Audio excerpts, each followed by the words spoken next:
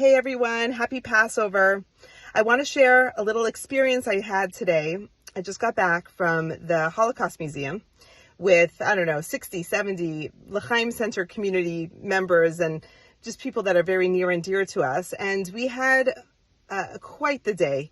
We were taken through the museum with three of our very own community member docents, and they did a fabulous job. We were able to hear a survivor's story, which could be a once in a lifetime experience for some of the people that were there.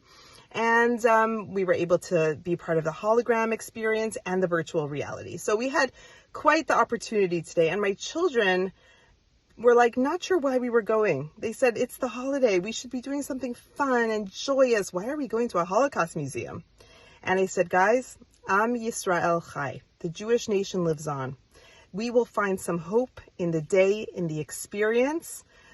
The fact that we were three generations just in my family. My parents are here visiting from Toronto. Myself as a granddaughter of Holocaust survivors, and my children, a bunch of them that were there.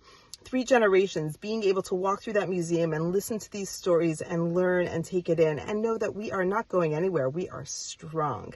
There's joy in that. And there was hope and optimism weaved in throughout the day. Well, when we got to the hologram and we were able to ask questions, my father raised his hand and he said, I'm going to ask the question that my mother asked her whole life. She was a survivor of 5 concentration camps and the Death March and the Warsaw Ghetto Uprising. She was a sole survivor, meaning she had no one left after the Holocaust, not a single familiar face that she had ever seen from before. And she came from a large family. So my father said that his mother, all through his upbringing, would say, where was God? And that's a very hard question and an even harder answer, because is there an answer? How do you even answer that? The man on the stage, his name was Pincus, the virtual man, when he asked that question, he answered it with, where was God? Where was man? Where was mankind? That was how he answered it. But I've heard many, many different people answer this question. And, it's a very hard one to answer. So I want to share a beautiful story to shed some hope and light and just maybe a shift of perspective.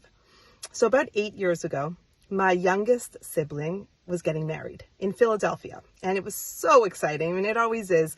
A joyous occasion is something that we live for. But this was especially exciting because it was very rare that me and my siblings would get together. One or two lived in Israel, one was in America, one was in Canada. It was just, and we all had large families at the time.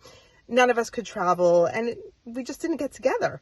So I almost forgot it was a wedding because it was like a reunion. And it was a couple hours before the wedding, and we're getting the little girls dressed and putting on their bows, and we're fixing our makeup, and we're getting the boys into their suits, and all this excitement is going on in the room in this big suite that we rented in Philadelphia in a hotel. And then my father says, guys, Bobby's coming. And she's walking like a queen in her 90s, survivor of so much. And she's walking with her head held high. She was like really like the queen of our family. She's walking from the elevator to our room. And we all ran out to greet her. And we surrounded her. Bubby, everyone, all the kids, so excited. Everyone had waited to see Bubby. And she felt very overwhelmed. And she said, I need to sit down. I need a drink of water. And we rushed the water and we rushed her to a chair. And we all just quiet, like as if the kids knew exactly what to do. Everyone shushed and quieted. And we all just were like circles and circles around her, sitting by her feet, fanning her for some air, giving her some space and some water. And when she got herself together, took a minute, she said these words. She said, my whole life, I asked God, why me? Why did I have to suffer so much? Why did I have to lose all my loves? She lost her first husband in the war. She lost everything. She lost all her siblings. She was the oldest of 7 siblings. She had a loving, beautiful family and life in Warsaw before the Holocaust. Everything was taken away from her. And she said her whole entire life, she asked God, why me? And she said, today, being surrounded by all of this nachas, I never expected, I never thought I would deserve as much as I have right now. I will never ask that question again. I'm telling you, there are these moments that you just want to carve into a rock and just keep it like engraved on your heart for all time. This was one of those moments. Seeing the gratitude and the love and the hope of a woman that was so broken, but it didn't break her. Nothing broke her. Nothing could break the spirit. So when I say Am Yisrael Chai, that's what I experienced today, with different ages and different stages of life, from kids and teens and young professionals and young families and parents, all coming into that room together and sitting and listening and learning together. That is reason to celebrate. We have a lot to celebrate, to educate ourselves, to educate the next generation, to be witness, to be the next link in the chain.